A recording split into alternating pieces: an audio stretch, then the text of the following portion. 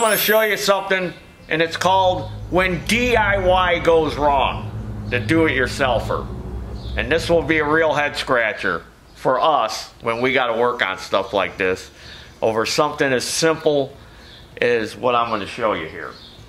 So somebody went online, the DIYer, and bought one of these aftermarket fuel pumps.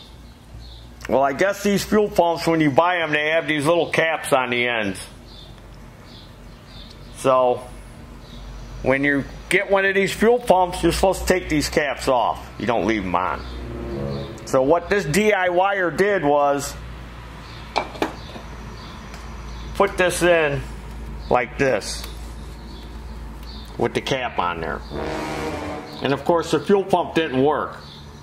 So we're like, oh, cheap aftermarket fuel pump. Let's put a new fuel pump on. So we pull the fuel pump out, and guess what? The cap is still stuck inside there. Well, we don't know this. So we stick another fuel pump on, an OEM.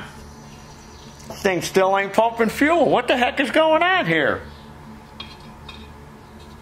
And then we find out that that cap was inside here.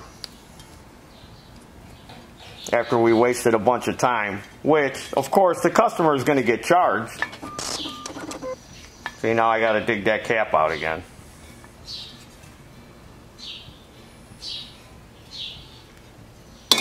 You know what? I understand that you want to save money and do things yourself, but you got to kind of know what you're doing when you do that. So in this case, this customer, he needs to take his tools and throw them in the garbage. And there's your dinner.